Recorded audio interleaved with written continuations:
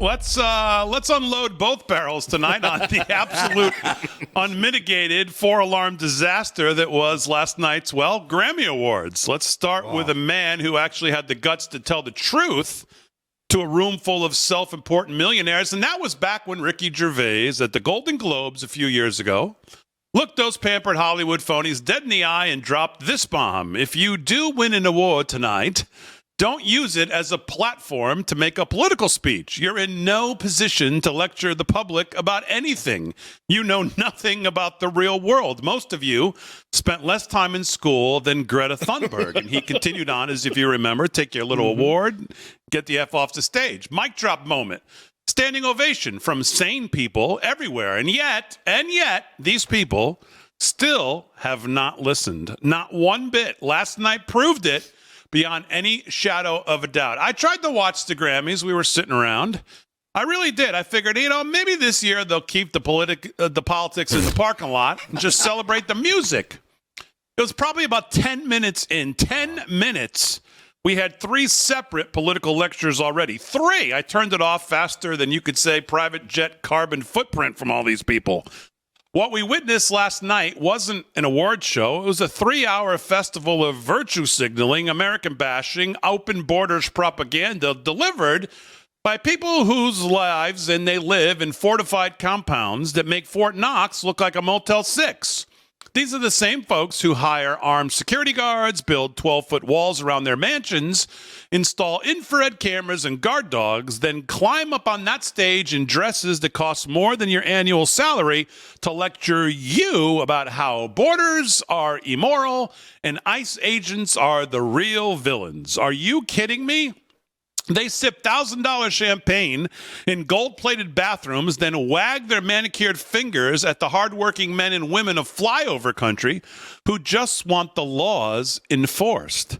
They bash DHS, they bash ICE like it's courageous, while their own personal ex-cops and former SEALs make sure no uninvited guest ever gets within a mile of their gated paradises out there in Beverly Hills or Malibu.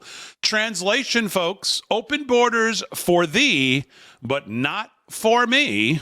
And let's talk about the sheer logical incoherence on display.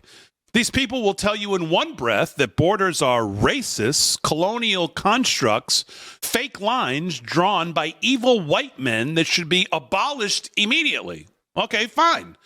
But in the very next breath, they'll lecture you about stolen land and how America was built on theft from indigenous people. Well, you cannot, it is intellectually impossible to believe both of those things at the same time. If all borders are imaginary and illegitimate, then nothing can ever be stolen because there's no legitimate ownership to begin with. Pick a lane, folks. You don't get to erase borders when it suits your politics and then redraw them in permanent ink when it's time to beat yourself up with white guilt. This isn't an award show anymore, the Grammys. It's an ideological theater. It's a carefully curated circle jerk where talent is secondary, if it's considered even at all. You fall in line with the approved narrative, you get the trophy. You dare to think for yourself? Well, then you're persona non grata. The Grammys have gone from celebrating genuine musical geniuses, Sinatra, Elvis, Aretha, the Beatles, to rewarding industry plants and activists so they can use the stage as a megaphone for far-left talking points.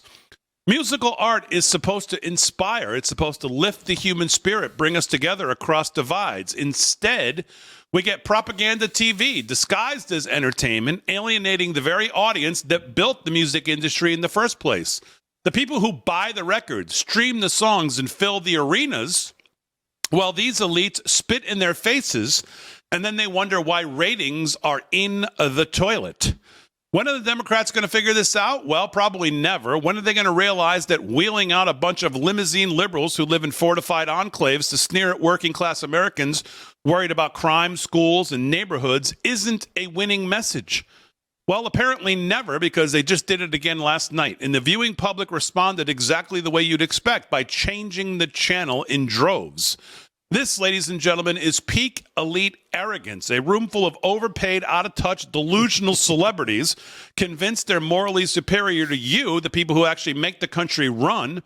They're not artists anymore. They're activists with better wardrobes. And the Grammys, just another expensive infomercial for the radical left. That's your Grammy recap, folks. Same sermon, shinier stage, zero self-awareness, and a whole lot of hypocrisy on full blast. Well, take a quick break, and when we come back, we'll talk about the rest of America is laughing at these people and why that laughter is probably the sweetest music of all.